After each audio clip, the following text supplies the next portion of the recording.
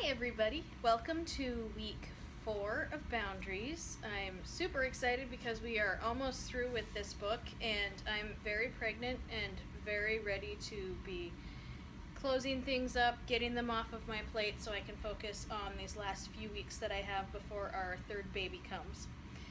These videos have been a bit longer than I wanted, and so I'm just going to pray and then we're going to get right into it. So, Father God, I want to thank you for giving us this book.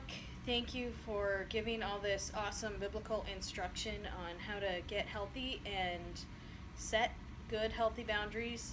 I want to ask you to be with each of us as we continue this study through this book. Thank you for Maggie and her vision here with Book Squad. Be with all of us and bring us all here next week as we wrap it on up. And we ask all this in your name. Amen. All right, so chapter 11, Boundaries and Work. I have to admit that I struggle with this one quite a bit because I am self-employed and I work in kind of a parachurch ministry type of field, so it's really hard for me to not let my work life bleed into my everyday home life, especially since one day I'm meeting with clients who's 3 time zones away, and then the next I'm writing an article and I have a deadline that's in the middle of the night for us here on the West Coast. And then the next day I'm speaking at a women's event that's only 2 towns over, but I have to be there in the middle of when we're usually feeding the boys breakfast. And so it's really easy for me to let those boundaries slip between when I should be working and when it's family time. So this was a very good chapter for me to be reading. But with all of that said, work is good. God worked. It helps to build our character, helps us to keep a roof over our heads and food on the table, and all those really important things. So work is a good thing, but we need to have boundaries between when we're working and when we're home.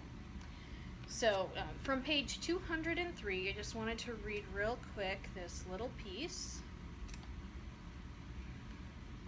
Work is a spiritual activity. In our work, we are made in the image of God, who is himself a worker, a manager, a creator, a developer, a steward, and a healer.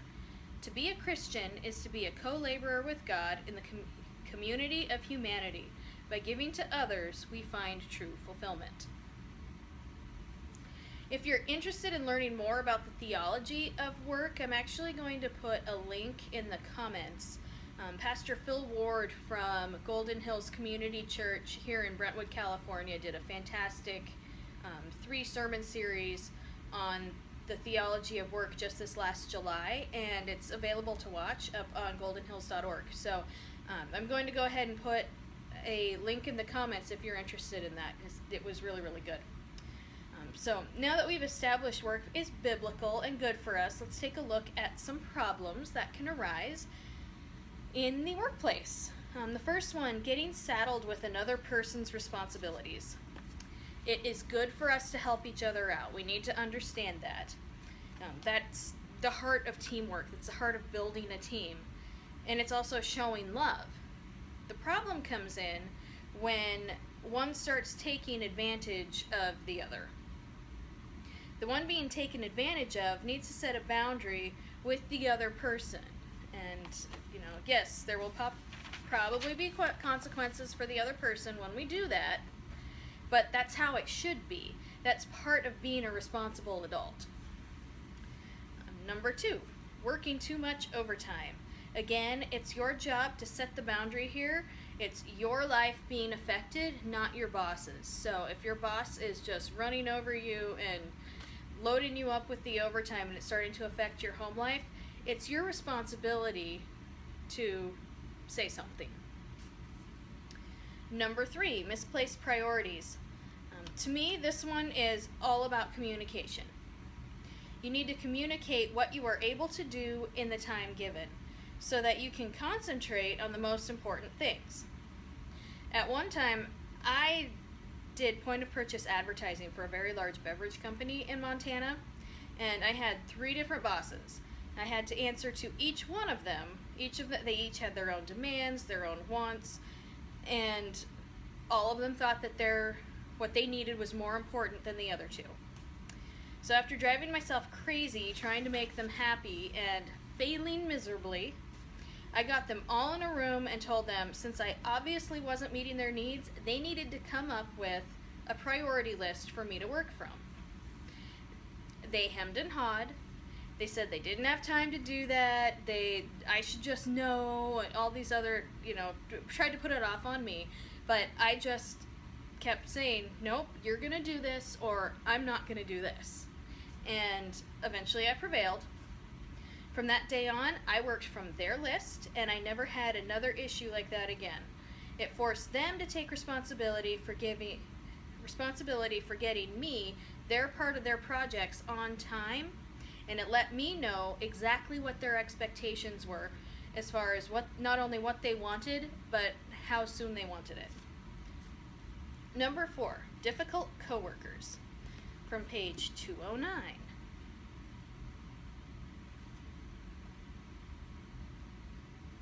Difficult coworkers. In this case, you need to remember the law of power.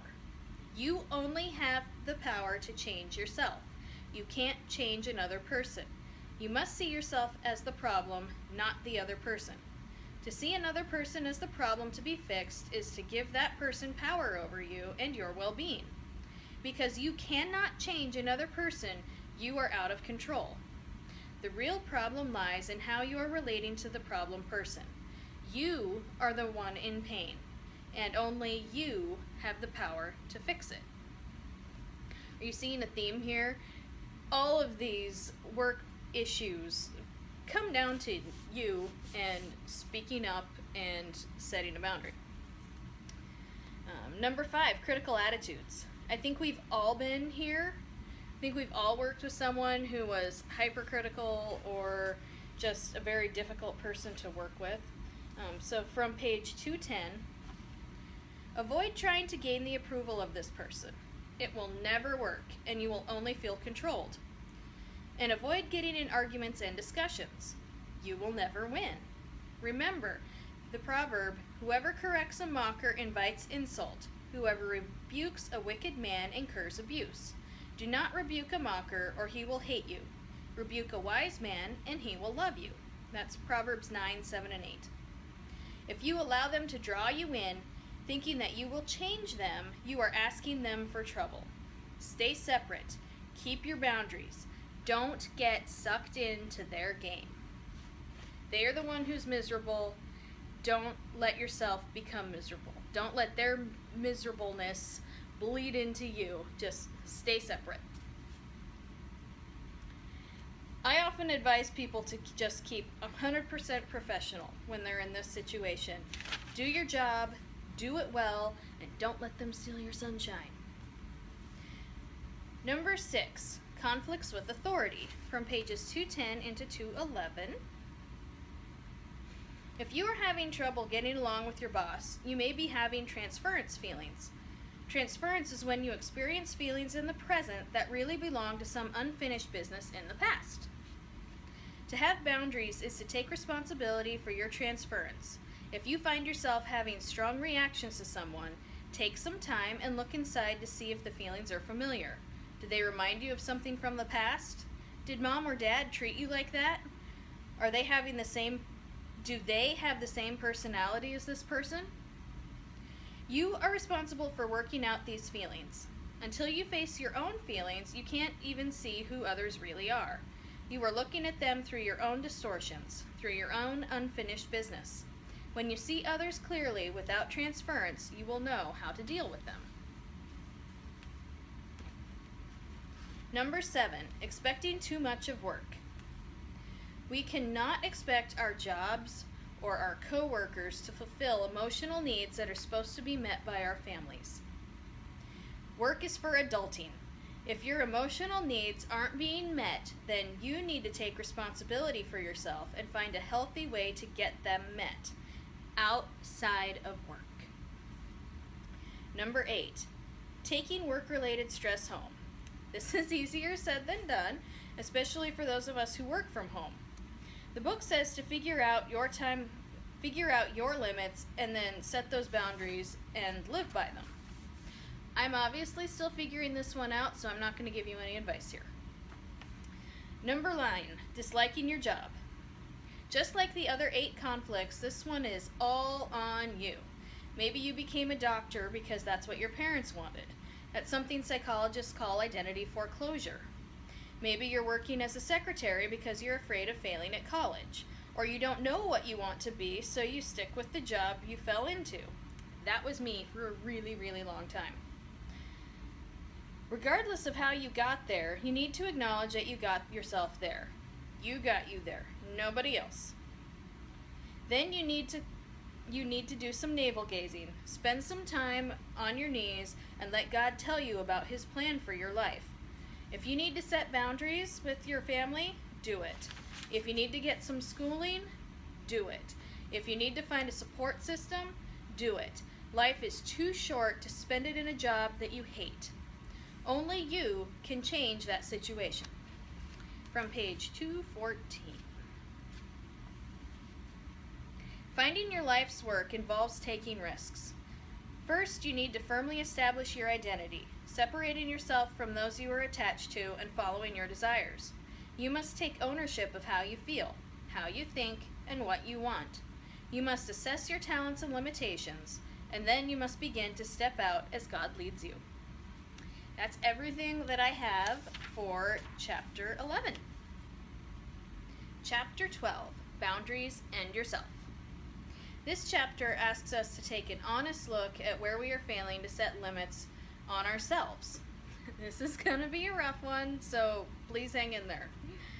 First up, eating. Chronic overeating is now recognized as a psychological disorder. It's actually listed in the DSM-5.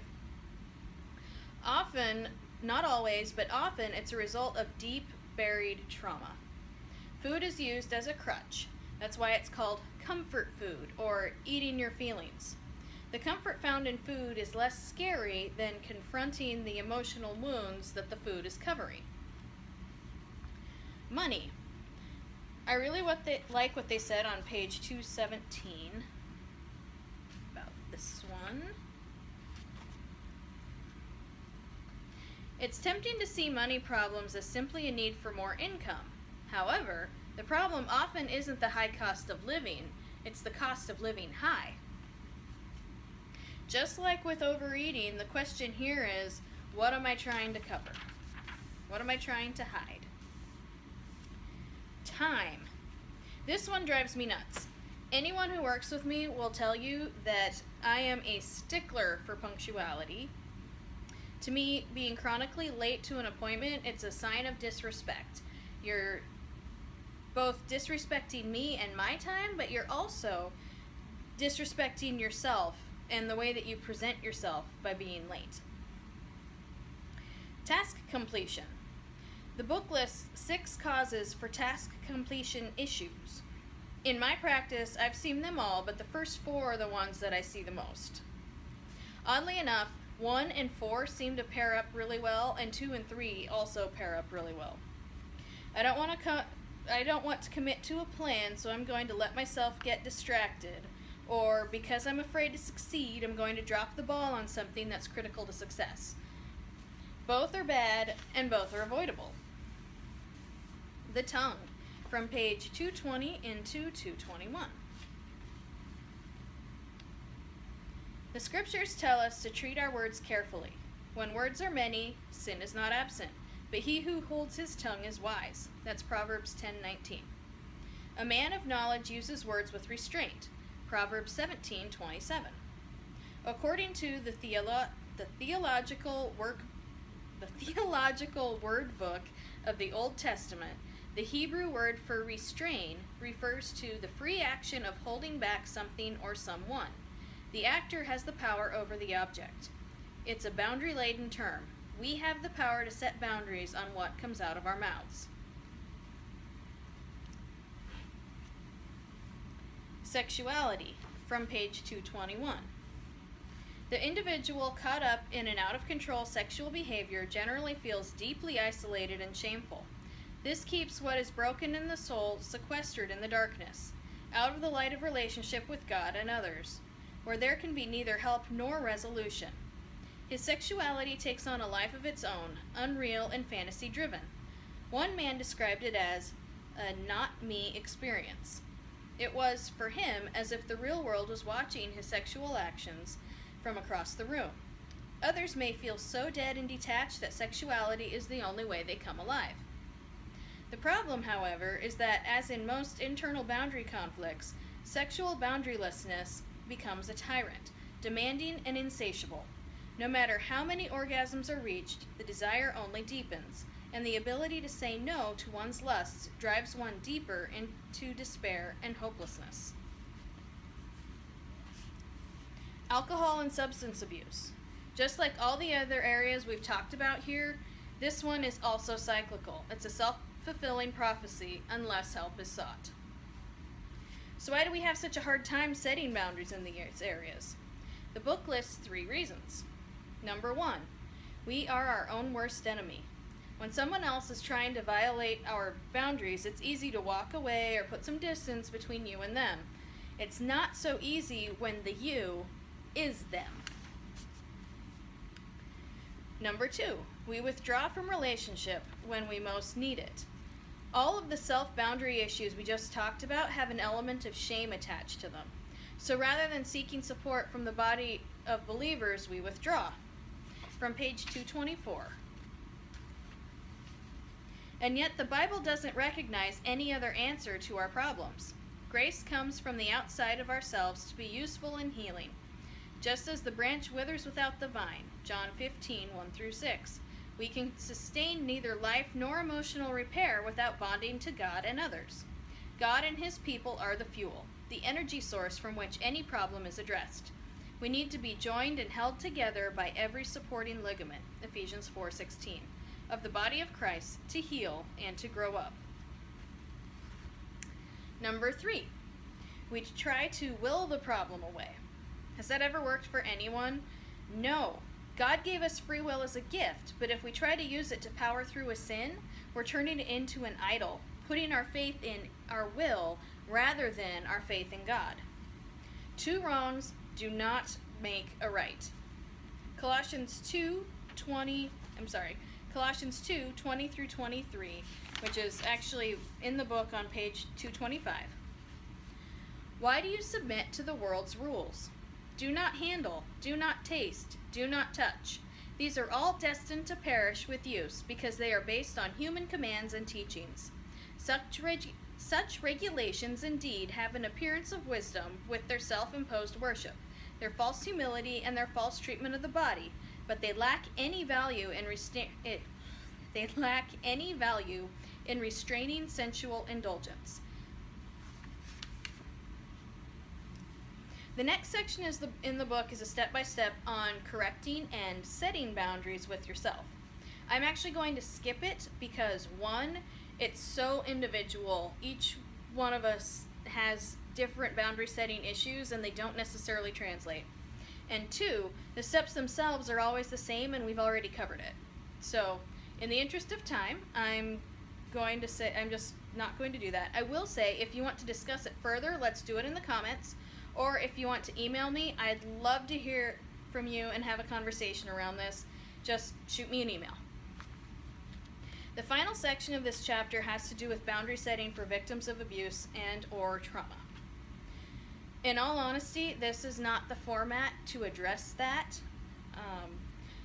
That kind of work should only be undertaken with a licensed counselor.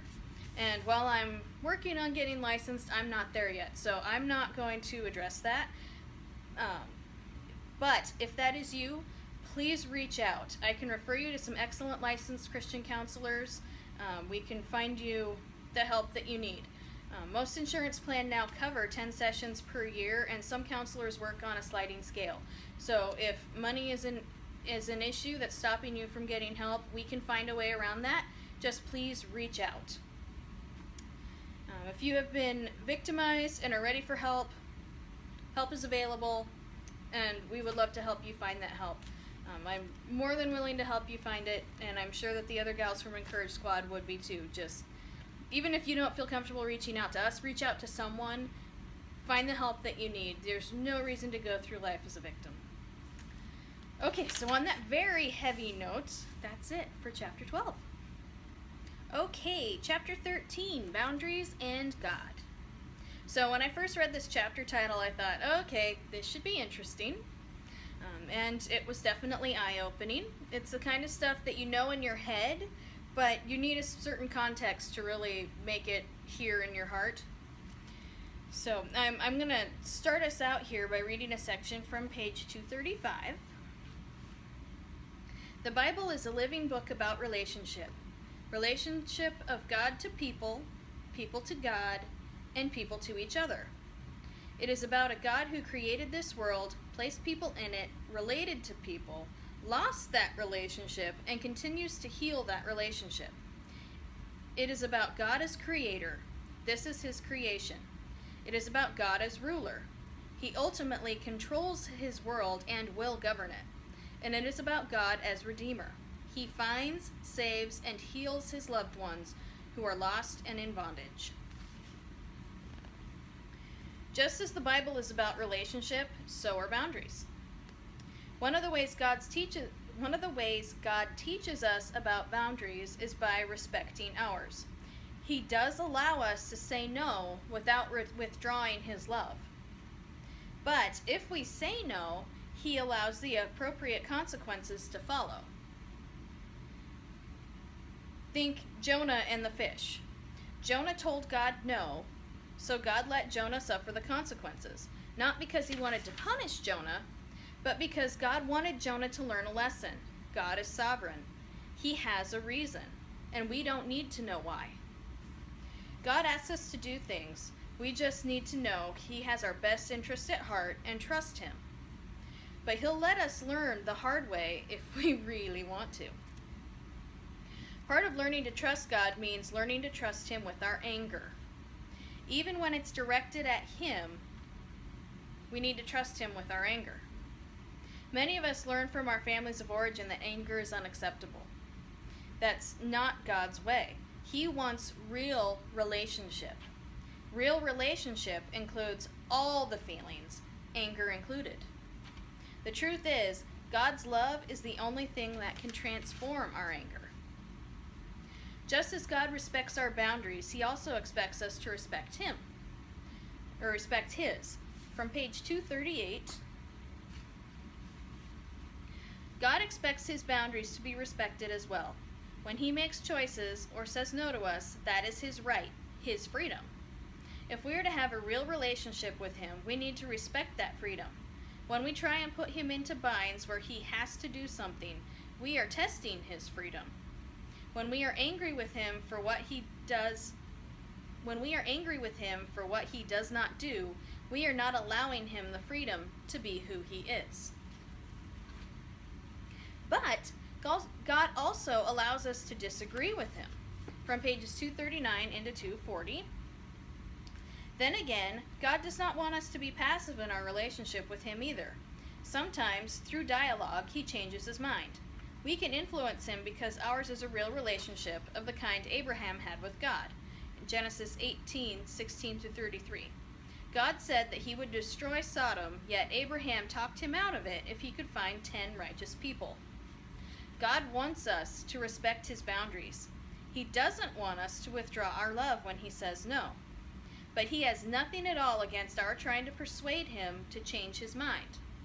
In fact, he asks for us to be tenacious. Often he says, wait, seeing how much we really want something. Other times, it seems he changes his mind as a result of our relationship with him. Either way, we respect his wishes and stay in relationship. God is also the perfect model of how to respect our own boundaries. He takes responsibility for getting his own needs met. When the Jews rejected him, even after he sacrificed his son for them, what did he do? Yes, he sent the apostles to preach the way to the Jews, but he also sent Paul to preach to the Gentiles. If you want to read about that, it's in Romans 11. He said, okay, you guys are being kind of knuckleheads, so I'm giving salvation to these guys too. It had to be that way for the whole world to be saved. It also comes down to relationship, and you can't have relationship without boundaries. God has boundaries, and because He made us in His image, we have to have boundaries too. Thanks for sticking this out with us. We've got 3 more chapters to do next week, chapters 14, 15, and 16, and we'll be wrapping up the book. We'll see you next week. Bye-bye.